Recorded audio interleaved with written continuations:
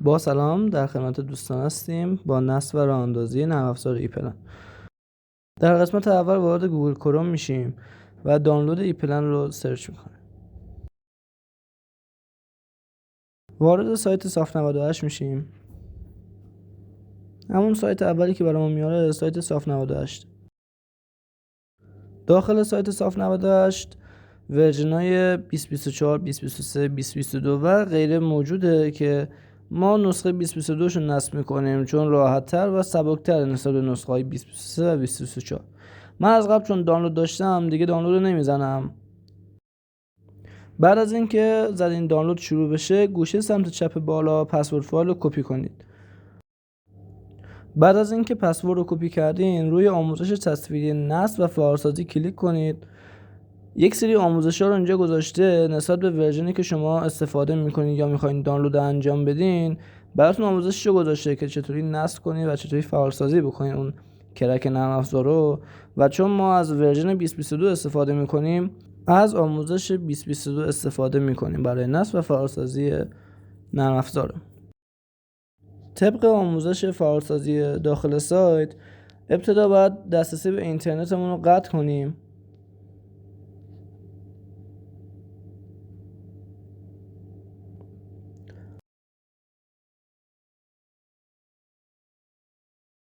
بعد باید ویندوز دفندرمون رو غیر فعال کنیم. توی قسمت سرچ ویندوز سکیوریتی رو سرچ میکنیم. قسمتی که میبینید انتخاب میکنیم، قسمت منیج ستینگ میدیم و تیک اول رو باید غیر فعال کنیم. من از قبل برام غیر فعال شده و علامت ضرب خورده روش. به محلی که نرم افزار رو دانلود کردیم میریم و فایل دانلود شده رو از حالت فشرده خارج میکنیم. در این قسمت باید فایل بلک هاست رو با ران از ادمینستراتور اجرا کنیم.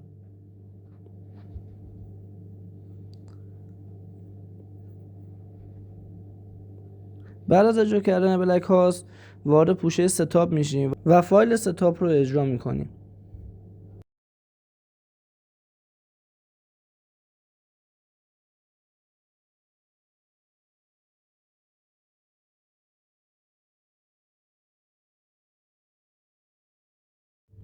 بعد از اجرای فایل ستاپ با همچین صفحه مواجه میشیم که در قسمت پایین باید نکست رو بزنیم. در این صفحه لوکیشنی که نرم افزارمون قراره نصب بشه رو باید انتخاب کنیم و این قسمت پایین میلیمتر رو انتخاب میکنیم و نکست رو میزنیم. در این صفحه هم داده هایی که نیاز داریم رو باید تیک بزنیم که اصولا روی همش باشه خیلی بهتره و همه چی به صورت منظم براتون نصب میشه. روی نکست که بزنید نرم افزار براتون نصب میشه و منتظر باید بمونید تا فرآیند نصب تموم بشه.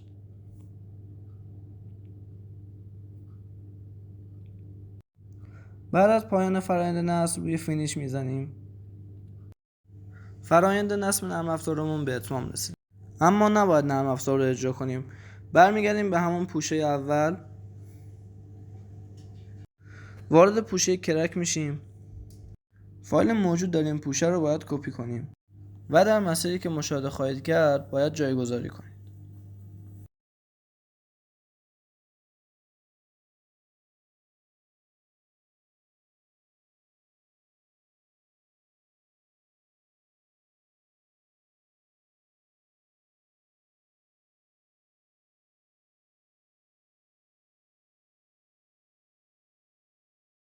روی کانتینیو بزنید تا براتون جایگذاری بشه.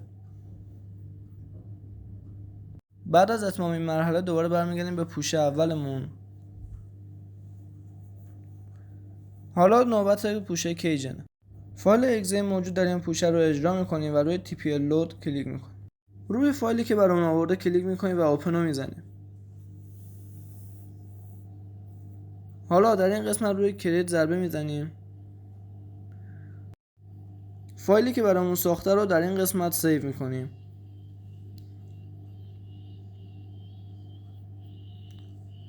خب کارمون با این قسمت تموم شد و خارج میشیم از این قسمت. فعالسازی نرم افزارمون به پایان رسید. مرحله دوم اجرا و ساخت پروژه با نرم افزار ایپلن. نرم افزار رو اجرا میکنیم و منتظر میمونیم تا صفحه برامون لود بشه. همینطور که میبینید محیط اولیه نرم افزار به این شکل. در گوشه سمت چپ فایل رو میزنیم و قسمت اول نیو رو انتخاب میکنیم. در بخش اول اسم پروژمون رو باید بنویسیم که من میزنم تست 1. در بخش دوم لوکیشن پروژه‌ای که میخوایم ذخیره بشه رو انتخاب میکنیم که من روی دسکتاپ میزنم ذخیره بشه که مشاهدهش راحت‌تر باشه. در قسمت سوم بیسیک پروژکتمونه که ما نسبت به استانداردهایی که موجوده یک سری بیسیک ها رو داریم که واسه استاندارد ایران بیسیک 201 خیلی بهتره یا 202 203 با هم یکی هن. حالا ما رو 201 میذاریم. در قسمت بعدی تاریخ و ساعت انجام پروژه‌مون رو نوشته و در قسمت آخر اسم سازنده پروژه رو باید بنویسیم.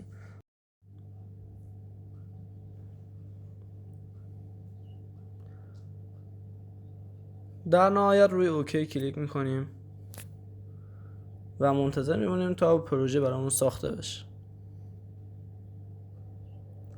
بعد از ایجاد پروژه با همچین صفحه مواجه میشین که اطلاعات پروژه‌مون رو اینجا نوشته و قابل تغییره، مثل شماره تلفن کریتور، شماره تلفن کارفرما، ولتاژ، هرتز، هر چیز دیگه‌ای که نیاز باشه برای یک پروژه بخوایم پیاده سازی انجام بدیم اینجا برامون نوشته شده و قابل تغییره. بعد از تایید این صفحه روی اوکی کلیک میکنیم. پروژه برامون ساخته شد. حالا در قسمت بالا در قسمت پیج باید روی نیو ضربه بزنیم تا یک صفحه جدید برامون باز بشه، صفحه‌ای که بتونیم طرحمون رو روش پیاده سازی بکنیم. روی اوکی کلیک میکنیم. صفحه‌ای که مشاهده میکنید صفحه‌ای که باید طرحمون رو داخلش پیاده سازی بکنیم. مرحله سوم آشنایی با محیط نرم افزار. طبق آموزش مرحله قبل صفحه ایجاد کردیم که باید طرحمون رو داخلش پیاده سازی بکنیم. همونطور که مشاهده میکنید در قسمت سمت راست ابزارهای موجوده مثل ریسنت، فیوریت، تگ، سیمبل، دیوایس که در قسمت سیمبل که وارد میشیم روی IAC سیمبل و الکتریک انجینیر کلیک میکنیم که طبق استانداردهای ایران برامون تعریف شده. در قسمتی که مشاهده میکنیم برامون فایل بندی شده، قسمت کابل، کنتاکتور، ترمینال، موتور و هر چیزی که لازم داریم برامون بخش بندی شده که ما اگه نیاز داشته باشیم میتونیم وارد هر بخشش بشیم و اون سیمبولی که میخوایم رو استفاده کنیم، یا اینکه بخشی رو مطمئن نیستین ازش و اسکرول کنیم به سمت پایین و تمام سیمبول ها کنار هم دیگه گذاشته شدن و میتونه هر کدوم که لازم دارین نسبت به طرح مدارتون انتخاب کنید.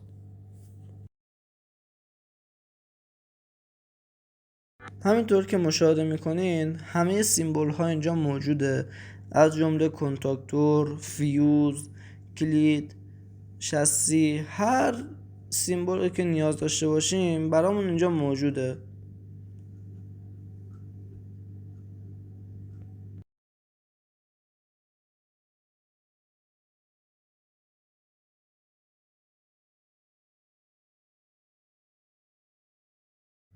سیمبول های موتورها رو اینجا میبینیم، موتورهای تک فاز، سه فاز، موتورهای ستاره مثلث و سیمبول هایی که دیگه لازم باشه واسه طراحی یک مدار.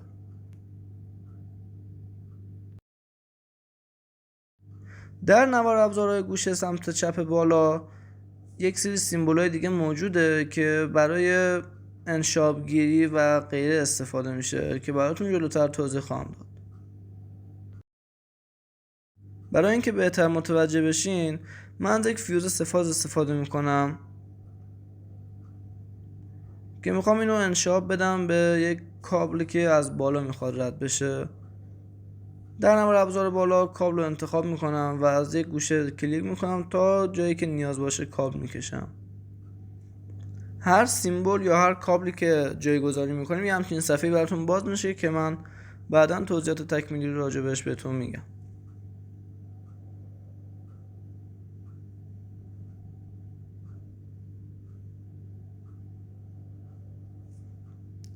خب حالا میخوام از سمت کابل هامون به سمت فیوزمون انشاب بزنیم که میتونیم از انشاب 90 درجه یا انشاب 3 سر استفاده کنیم. ما از انشاب 90 درجه اول استفاده میکنیم. انشاب 90 درجه مون رو انتخاب میکنیم. انشاب رو فقط انتخاب میکنیم، نیازی نیست که روش نگه داریم. وقتی انتخاب میکنیم خودش پیش‌فرض برامون داخل موس انتخاب شده و موس رو هر قسمتی تکون بدیم اون انشاب برامون تکون میخوره و اتصال رو برقرار میکنه و فقط کافیه با یک کلیک اون اتصال رو جایگذاری کنید. همینطور که میبینید از کابل به فیوزمون اتصال داده شده. خب حالا میخوام از انشاب 3 سر استفاده کنیم. انشابون رو انتخاب میکنیم و جایگذاری میکنیم در انشابات قبلی. خب در این قسمت میخوایم انشاباتمون رو تبدیل به دایره های توپر بکنیم. روی انشابمون دوبار کلیک میکنیم و همچین صفحه میبینیم و تیک پایینش رو میزنیم.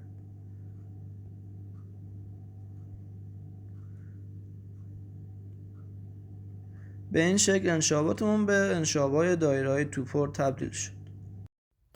در قسمت انشابات یک سری انشابات دیگه وجود داره، مثل انشابات 3 سر، 4 سر یا حالتهای دیگه مختلف اینجا وجود داره که نسبت به کارب کشی مدارتون میتونید استفاده کنید.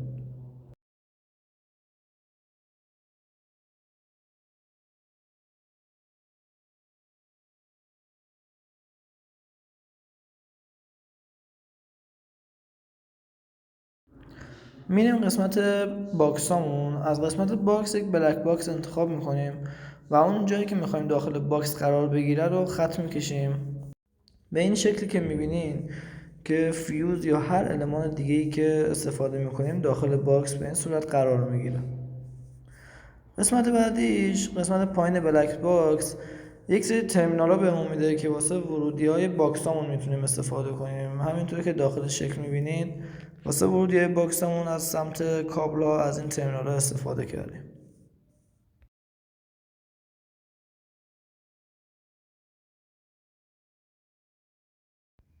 قسمت بعدی باکسامون باکس PLCه که بستگی به اون مدار PLC که میخوایم طراحی کنیم از اونجا باکس PLC انتخاب میکنیم.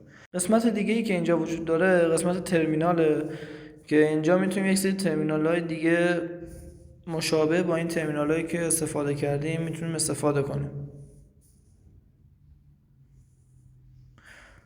خب میریم سراغ اسکرول کردن.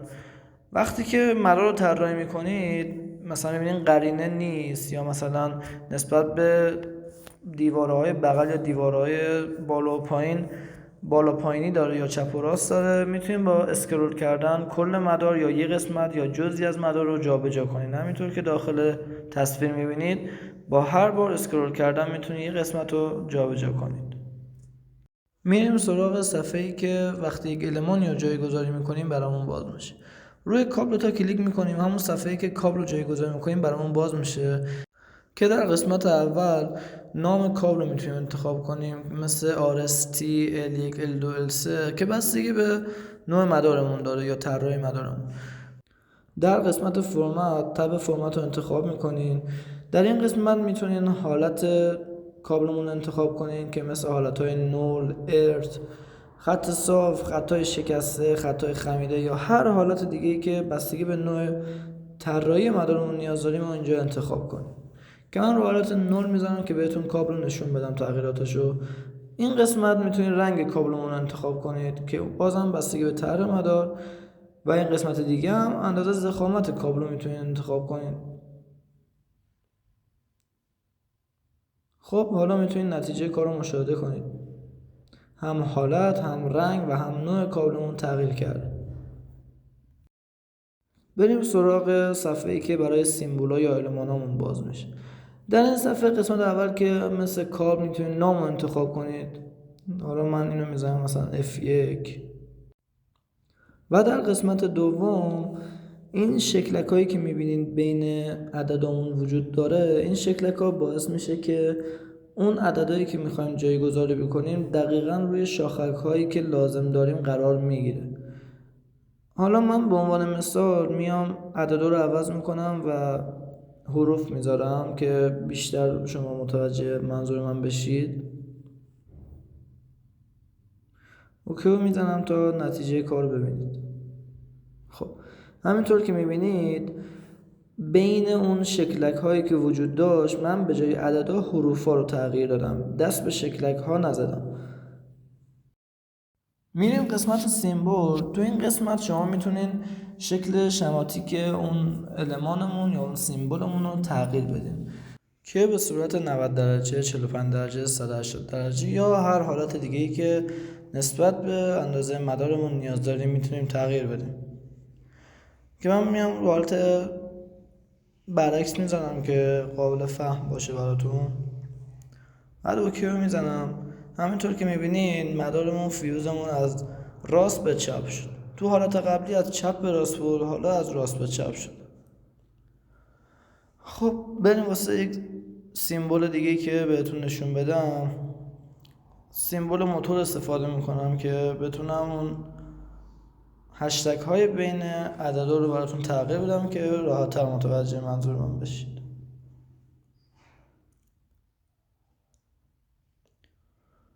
تو این قسمت میایم اون علامت هایی که بین عددمون هست رو برمی‌داریم تا نتیجه کارمون رو ببینیم.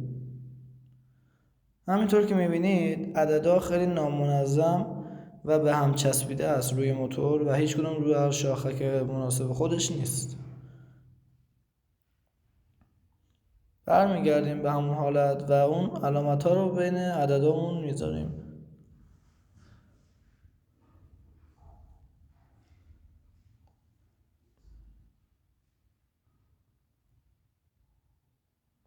خب همینطور که میبینیم با گذاشتن اون علامت ها عددهامون یا حروف هایی که میذاریم واسه سیمبولامون همه در جایی که مناسبه قرار میگیره.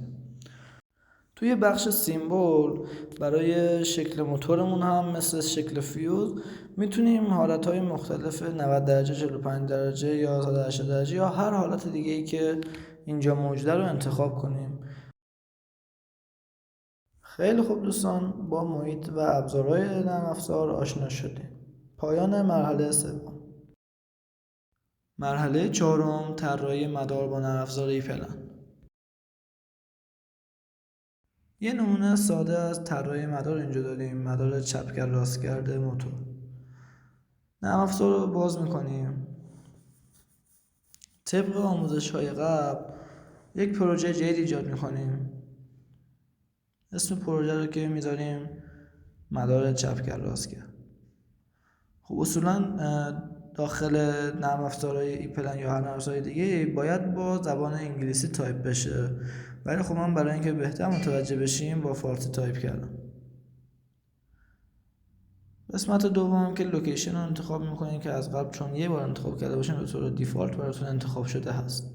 بیسیک هم همینطور، تاریخ رو حالت اتومات و اسم کریتور هم که اسم خودتون رو بذارید.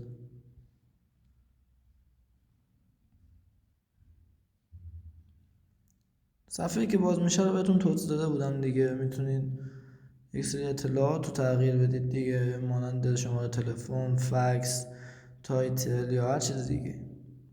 بعد از اینکه پروژه ساخته شد باید یک صفحه واسه طراحیمون ایجاد کنیم. روی نیو میزنیم و صفحه ایجاد میشه.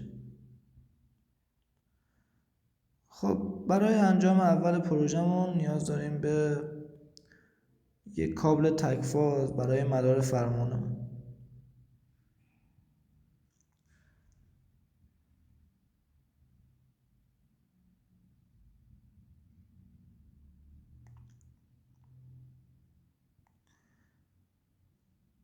اسم فاز اول رو میذاریم L1.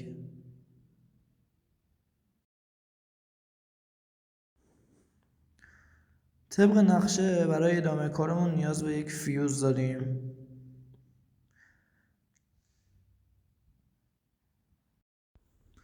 توی قسمت سیمبولامون وارد میشیم.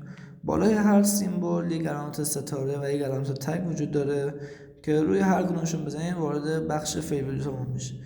و من از قبل سیمبولایی که برای طراحی مدارمون نیاز داشتیم رو فیوریت کردم که دیگه وقتمون گرفته نشه. برای ادامه کار به یک فیوز نیاز داریم که میتونیم طبق آموزش اسمشو تغییر بدیم یا هر حالت دیگه که ازش بخوایم تغییر بدیم. بعد یک ریلی بیمتال قرار میدیم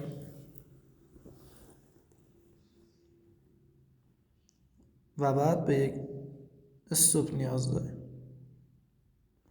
که اسمشو SF میذاریم طبق نقشه.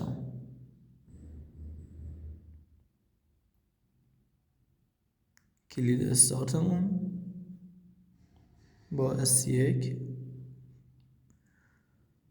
و تیغه باز بسته شونده کنتاکتورمون که موازی با تیغه استارت قرار میگیره که تو نرم افزار ایپلن اسم تیغا از قبل مشخص شده 13 و 14 هستش که نیازی به تغییر اونا نیست دیگه، چون تیغه باز بسته شونده شاخصش 13 و 14 و اسمشو میتونیم تغییر بدیم که مثلا اون تیغ مال کایکه یا کادوه یا هر کار دیگه‌ای که وجود داره.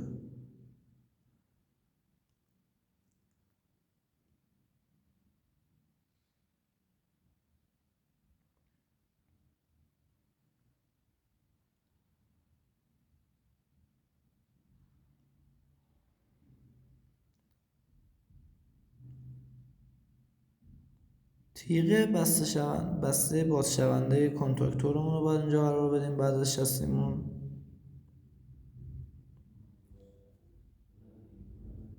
اسمشو کادو میذاریم. تیغه بعدیمونم زیر استارت بعدیمون قرار میدیم با نام کایک.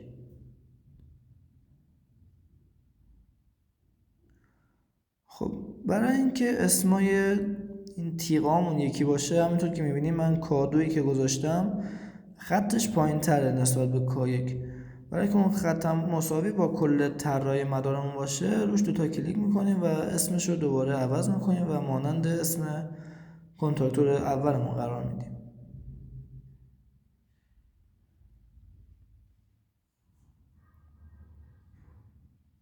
به این شکلی که دیدیم. خب کنتاکتورمون رو انتخاب میکنیم و زیر کلید بسته بازشوندمون قرار میدیم که کنتاکتور کایکمونه که باید اسمش تغییر میدیم و کایک بذاریم. کنتاکتور بعدی هم قرار میدیم با نام کادو به این شکل.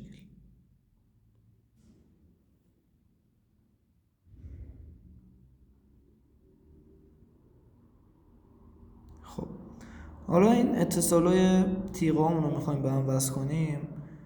در این قسمت از یک انشعاب 3 سر استفاده میکنیم و یک انشعاب L.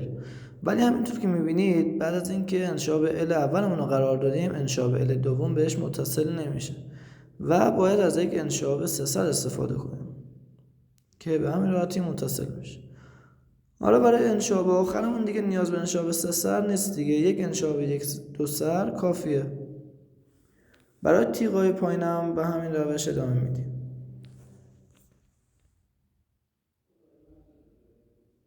یک انشعاب 3 سر و یک انشعاب L.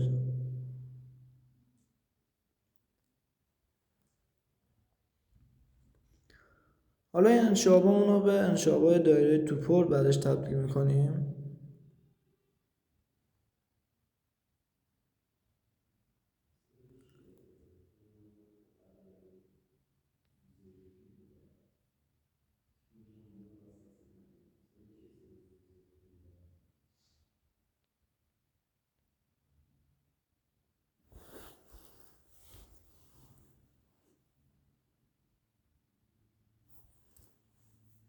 طبق آموزش بهتون گفتم که روی انشعابمون دوبار کلیک میکنیم و صفحه‌ای که باز شده تیکش رو میزنیم.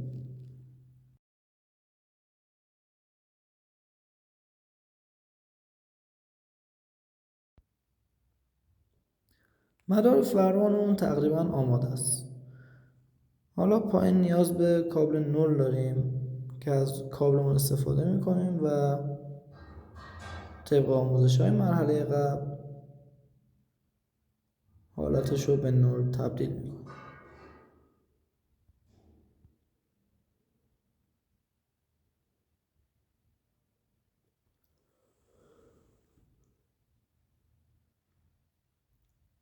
رنگ مشکی گذاشتم که دیده تر بشه براتون. خب در این قسمت از انشاباتمون استفاده میکنیم که کابلامون رو به هم اتصال بدیم.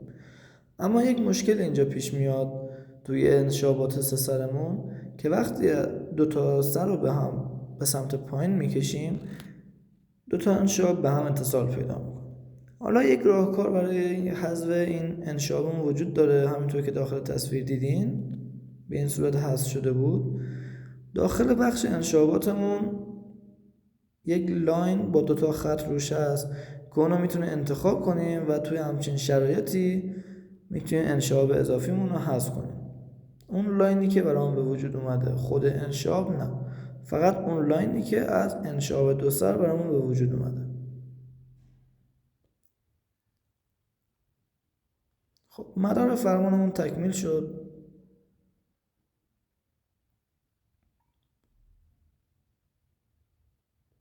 برای اینکه قرینه تر بشه یک خورده به سمت پایین میکشیمش که از بالا و پایین هم اندازه باشه و این کابل ها که زیادی رفته از مدار بیرون رو یکم جمع تر میکنیم. وقتی که روی خود کابل کلیک میکنید یک بار براتون قابلیت افزایش یا کاهش کابل وجود داره. خیلی خوب، طبق همین آموزشی که برای مدار فرمانتون گذاشتم میتونین ادامه کار رو با مدار قدرتش انجام بدید.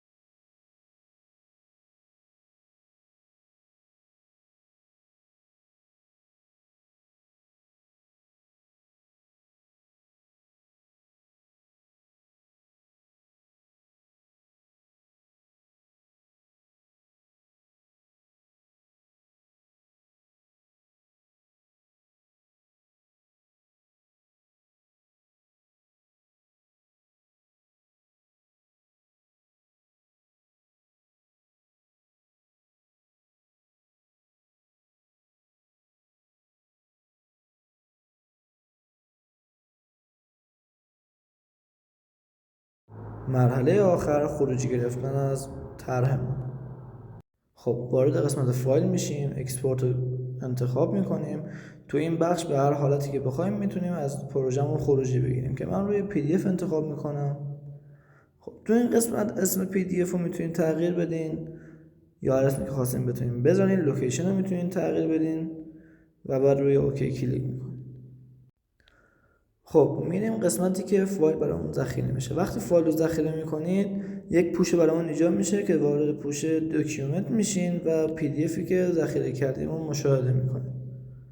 همینطور که میبینید خروجی مدارمون به صورت PDF و مرتب بهمون تحویل داده میشه. ممنون که ما رو تا اینجا همراهی کردید. پایان 0 تا 100 نرم افزار ایپلن.